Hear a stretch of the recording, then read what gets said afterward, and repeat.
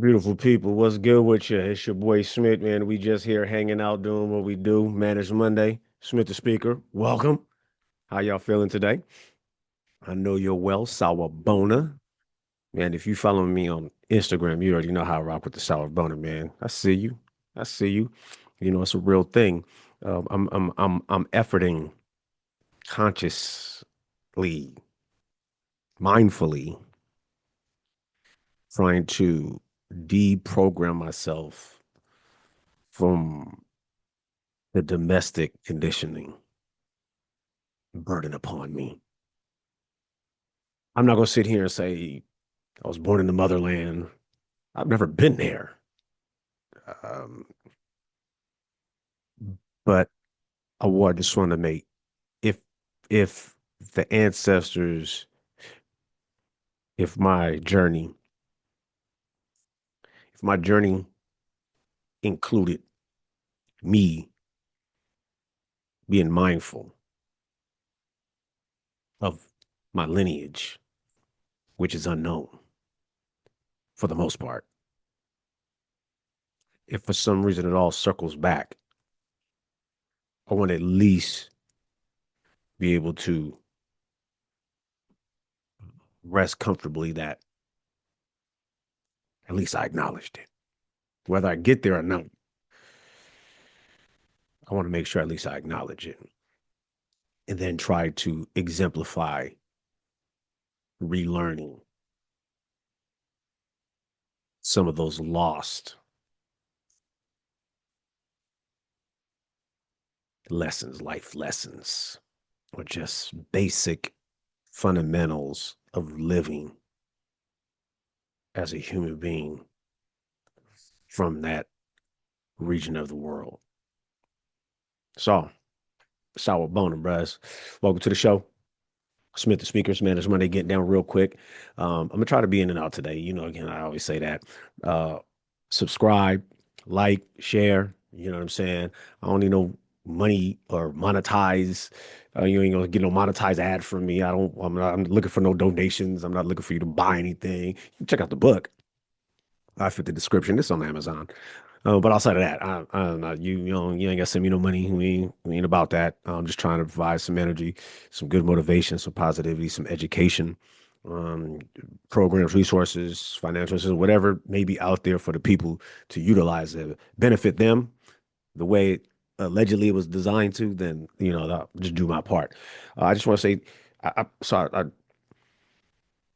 don't check daily like the numbers of who's watching, but when I do, I hop on just to kind of see, gauge the interest. For the 40 or so folks that regularly tap in and watch, appreciate y'all, man. Appreciate that. Like, what I'm saying, numbers, so here you numbers don't lie, but they can be manipulated. I can sit here and say, oh man, I got Holly. It is what it is. Those are the numbers that watch, and I appreciate you. So keep sharing.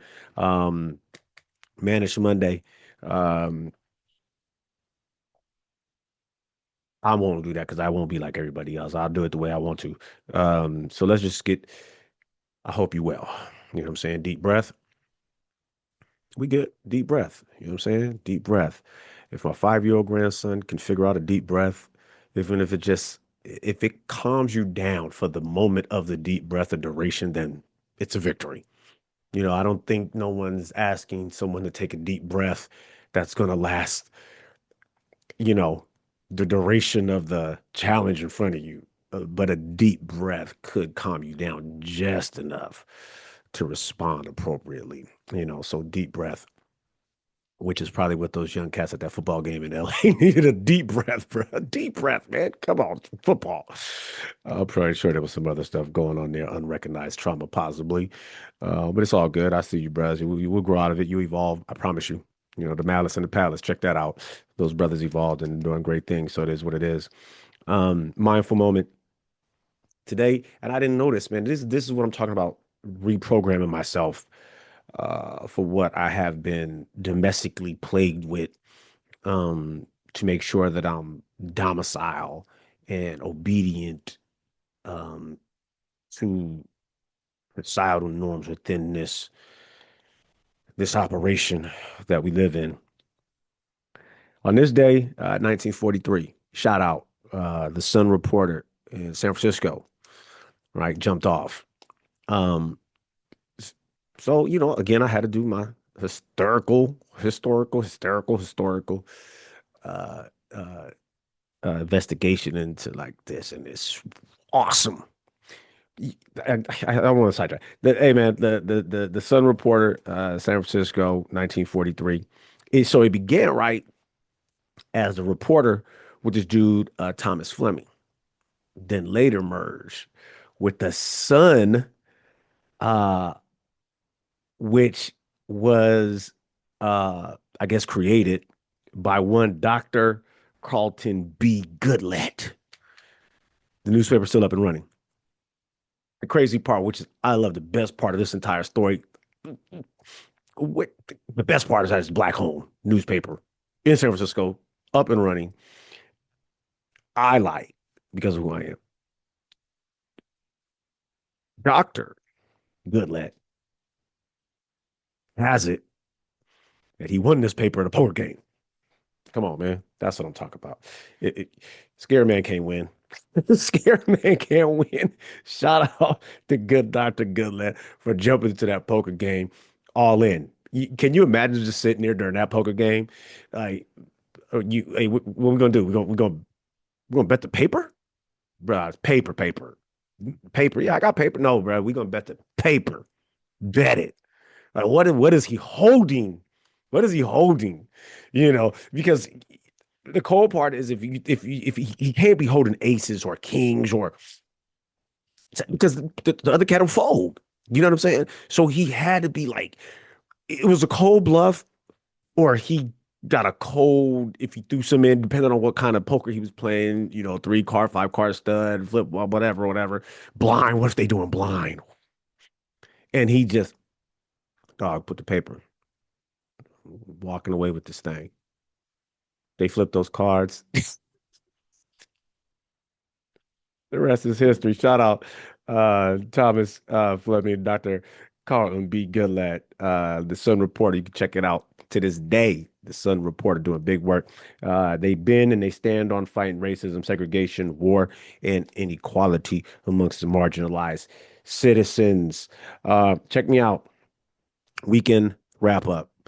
Um, it's a same old sports is sports. Nothing changes, nothing will. Some people go, some people leave. NBA shooting threes like it ain't nobody's business. NFL is doing what the NFL does. Hey man, sometimes it it you gotta what they sometimes you can't be at the top all the time. You can't be at the top all the time. Everybody falls. The greatest empires fall. You know, the greatest religions fall. The greatest kings fall. It is just the evolution of the circle or cycle of life. So yeah, they fell. Um, uh, and that's what I did catch some MMA. Did that I struggle with that because of the individuals that's involved in the capitalism part of it, um, and their role in some of society's concerns. You know what I'm saying? Um, but I did um, in a world that is oppressed with violence. It is not a shocker that MMA draws such large crowds. You know what I'm saying?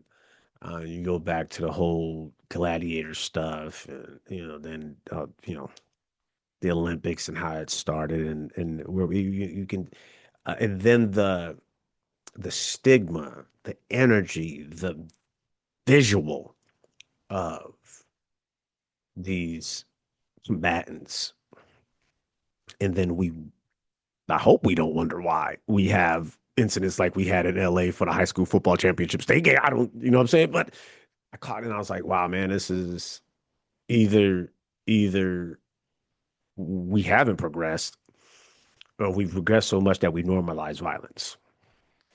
I'll leave that to you to decide. that was the weekend. We did have some unfortunate incidents. Um, and I'm going to talk about in the meat and potatoes part in a minute here. Uh, you know, I seen something on social media. I forgot what Friday night or something that was going on. You know, I got some relatives in that particular city, and it was on fire. Lock your doors. You know what I'm saying? I'm like, hey, man, what do you gonna put that on social? Why don't you just call, bro? Call your folks, man. Lock your doors. We gonna put it on neighborhood Facebook. Lock your doors. No, bro. I'm calling you, texting you, FaceTiming you. Lock your doors, bro. Pull out the thing if you got it. We Second Amendment rights if you got them. You know what I'm saying? So yeah, we had that unfortunate thing going on. But it's again, we talk about violent. We're supposed to be a progressive society, and we're not that. It's nice to say. It's nice to think. We're not that. You know what I'm saying? Um, like what's your boy Marcus Aurelius said, your days are numbered, man. Now I don't know if violence is gonna have anything to do with that, but your days are numbered. I would I would go out to say that I don't want to go by violence. You know what I'm saying? I don't want to go by violence. Um, if I do and I have to, I guess I have no choice. But if I had it my way, I wouldn't. I mean, we don't have our, we can't call that for the most part. So that's the weekend. It was pretty chill. You know what I'm saying? Nothing. I didn't. Yeah, yeah. It is. I would say typical weekend. Let's get to Mannish Monday, boy. I tell you, I'm on time today, people. I'm on time. I'm moving quick. Got things to do. You know what I'm saying? No, I don't. I just don't want to waste y'all time on a bunch of rigmarole and um Jimmy Jack and BSing. Um, you know, I want to say this to start off the week. The weekend jump off good vibes. I posted this the other day. I've never been broken, nor have I been lost. Motherfucker just gave me the wrong damn playbook. You know what I'm saying? Going back to the whole, I have to say good morning. I have to, say bless you when you sneeze. What does that do? I am so trying to get away from that. I don't know if I want to say your mama when people sneeze. You got it. High five them. You know what I'm saying? F you. I, I got, you know what I'm saying? And so, the handbook I was given, I can't speak for nobody. The handbook I was given would lead me to believe that there was something wrong. There was a malfunction in myself. Um, and that's wrong. You know what I'm saying? I've been strong. I've been together. I've been perfect in every way since the conception of the DNA. You know what I'm saying? It just took a minute. I don't want to go into that, but it took a minute uh, for me to start to do some deep internal dive into myself and start to disconnect the words of Eurocentric um, ideology to who I am just in a individual space. You know what I'm saying? So, bruh, we ain't broken, we ain't lost. You are perfectly fine just like you are wherever you are, whatever you're doing. You know what I'm saying? Um, Cases different, space to space, but I would just say do your best where you are in that space, you know, and that's it.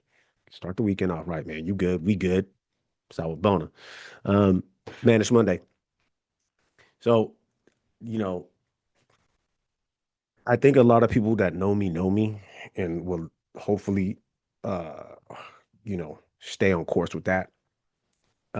Folks that just know of me or may have caught something that I've said, then they don't know me. You know what I'm saying? And so they'll quick to, this, that, and the third.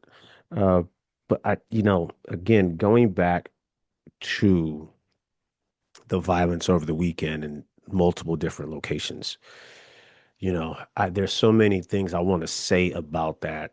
And I'm going to try to be as brief as possible and try to tie it all up tidy. personal standpoint is no one deserves to die by violence. That's just my personal. That's just my personal thought. Do I understand in the real world those things happen? Yes, I do. I'm not naive. Um, am I also aware that there are individuals who may lack the capacity to differentiate the impact that violence has? You know what I'm saying? Right, wrong, or whatever. Maybe that is a part of it. Then there are those who just willingly enter into violence looking to be violent. You know, I can't judge them. I can't judge them, as I hope they wouldn't judge me. Um, I'm stealing the great line from Chris Tucker. I don't condone violence, but I understand sometimes. I understand sometimes. And if you look at what happened in Australia, that was just wild, the video. And I'm not that cat to go looking for videos to see mayhem and destruction and chaos and carnage and my life. I'm just, it's not in my soul and my spirit. But unfortunately, it did pop up and um, seen it, and I was like, whoa. My first reaction, I promise you, my first reaction was those pieces of weapons that those two individuals had were extremely large, extremely large. No one seen y'all coming, bro. You can't hide that under a trench coat. You can't just be walking around and no one noticed you. You know what I'm saying? What's going on? We dropping stuff. Come on, IT guy here. That was my first initial response. Was like, whoa, those so bazookas? Because that's insane. Um, and then the one guy that ran and tackled the other guy while he had it, I was like, bro, you got some balls on you. Because even if he couldn't have pulled a trigger on that thing, all he had to do was swing it and knock the crap out of you.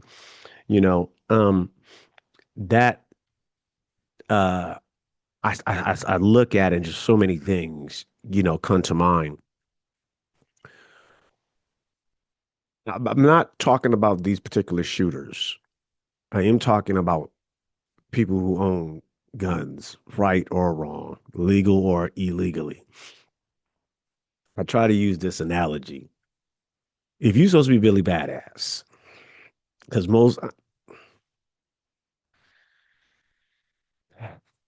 if you're supposed to be Billy Badass, shouldn't just like a regular six shooter suffice to do the job? You know what I'm saying? You hunting, let's just say you're hunting a deer. People killed deers before there was guns. Buffalo, killing buffalo before there were guns. I'm trying to think lions and probably most. I'm trying to think of the most huge violent things that predators that we have. You know what I'm saying?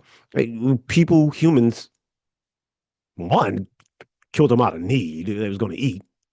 Two, they didn't have a gun. And so I use the analogy like, when I make a peanut butter and jelly sandwich, I don't use a machete. I use a butter knife. So I'll sure run more. That's not funny, but when I heard that, I was just tickled. Like, you threaten your own self with a butter knife. But I digress.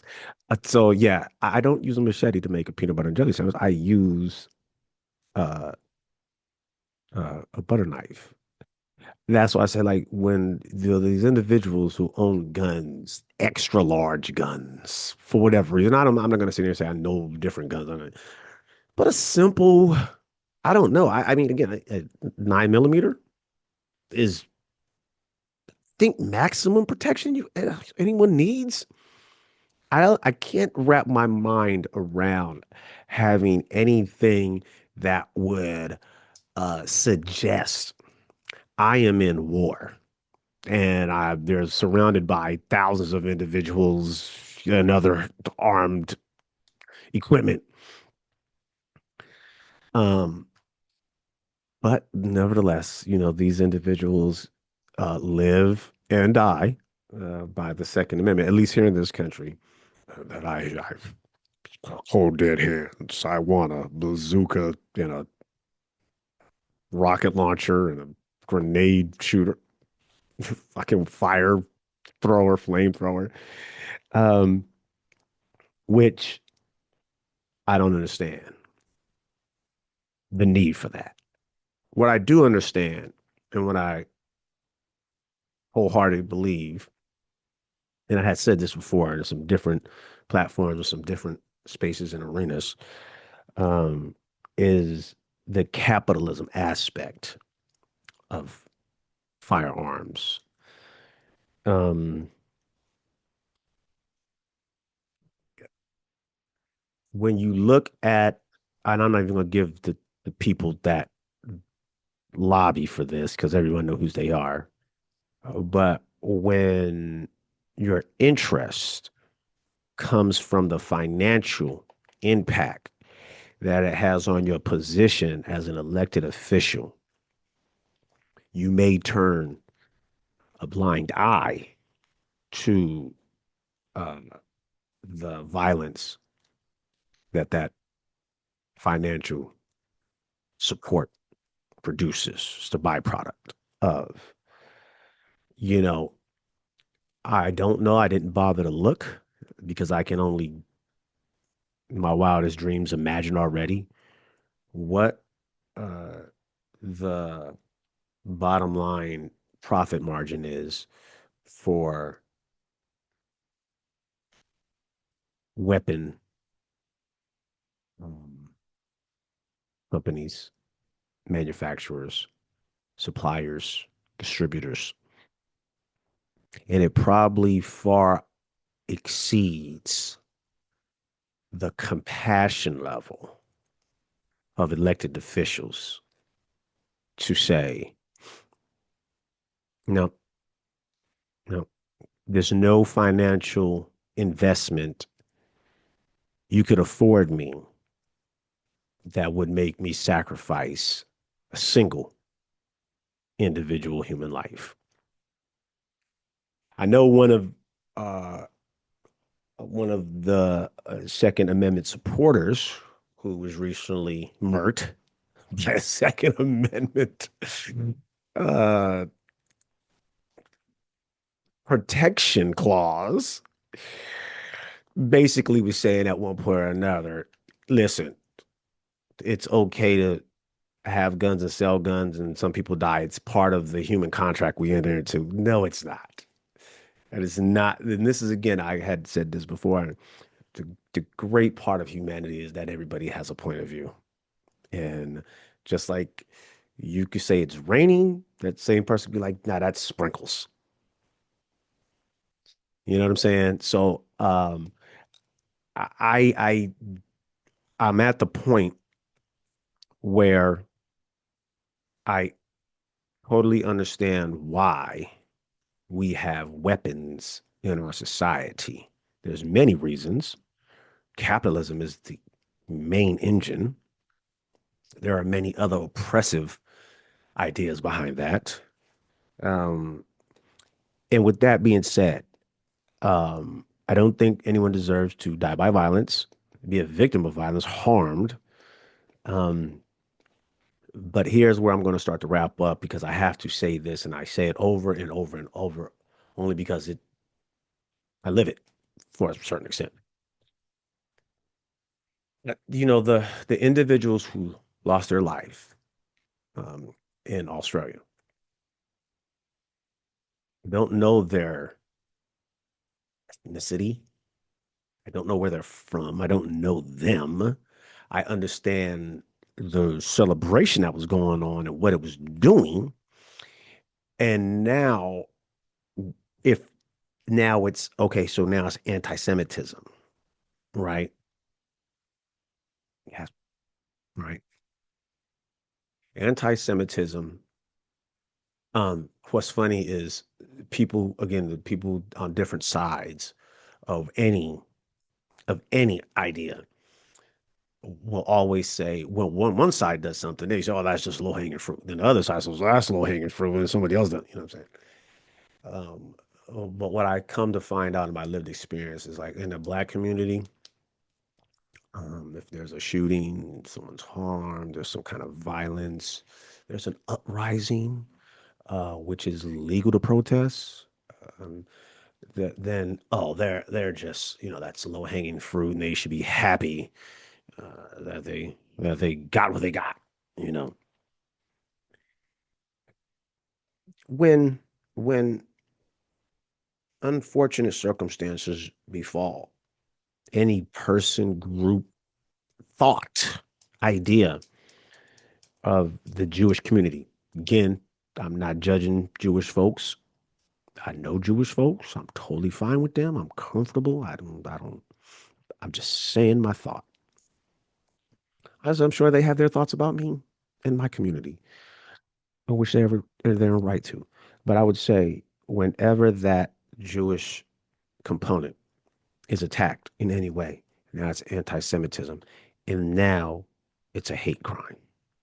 This must be stopped, they say. So yeah, this must be stopped. We're normalizing anti-Semitism, you know, um, and we cannot forget what happened. You know, cannot forget what happened uh, when a single black man is murdered by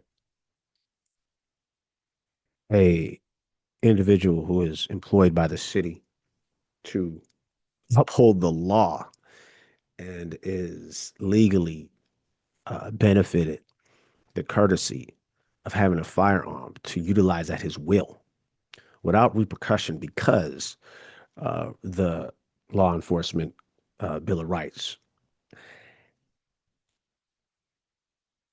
It's never, oh, damn it, we need to stop killing black people. That's a hate crime. It's never that. It's never that. It's never that. For the most part, they're saying it's not a hate crime. That black man fit the description and he was violent. Look at everybody that we've killed. You'll see that they've attacked us in some form. They were never, you know, complying. They were never being obedient. I'm just always troubled when I hear the description of events from folks and how it is again sold as this this condition to benefit the whole ideation of what this particular country stands for. You know, um, capitalism is the ultimate oppressor. And although I know folks say guns don't kill people, guns are a part of the capitalistic engine. They produce income. And at the same time, they produce income, they are stabilizing, if you will, certain communities. They are plagued in certain communities. And if I was thinking about this today, if those ghost guns, some reason, become the default selection of individuals, how will that affect capitalism? The big manufacturers. And then where do we go? Because manufacturers aren't making money. People are just building their own weapons.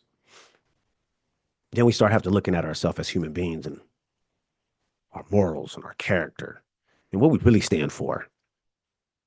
You know, I'm not a believer in religion because religion is the ultimate weapon of destruction. But I know there's a lot of religious people who turn a blind eye to the capitalistic part of guns. They might even own a few. Those believers probably own more than a few. But again, there's just so many different ways I could have went today, but I just get those two things off my chest. One, everything that happens in the Jewish community is anti-Semitism and it's a hate crime.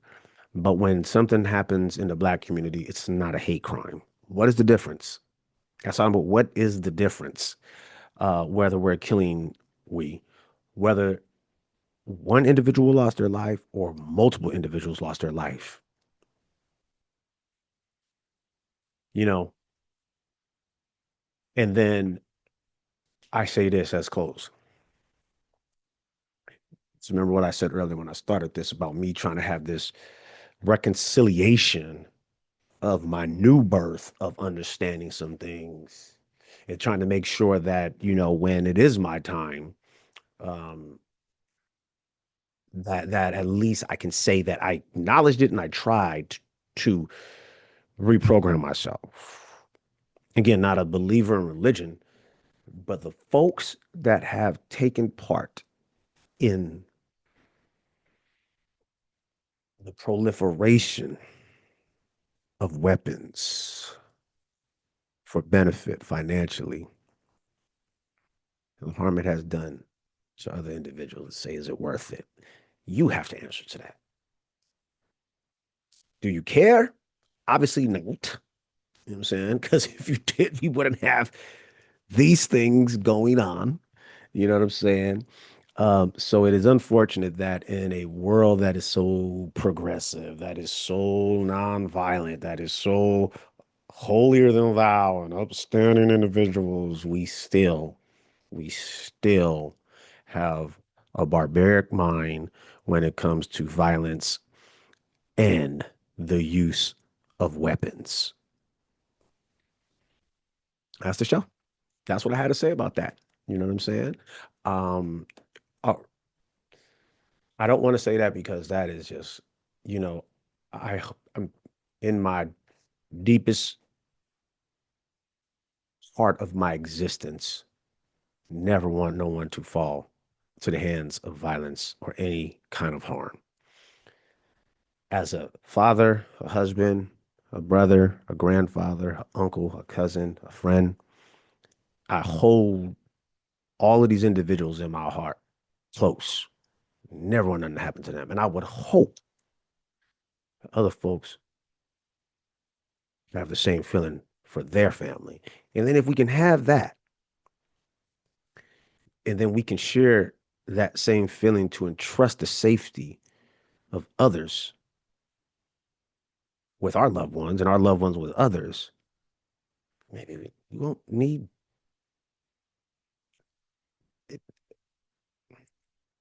impractical forms of protection or defense, whatever you want to call it. Black people, that's the show. You know what I'm saying? Man, I'm hot. It's hot.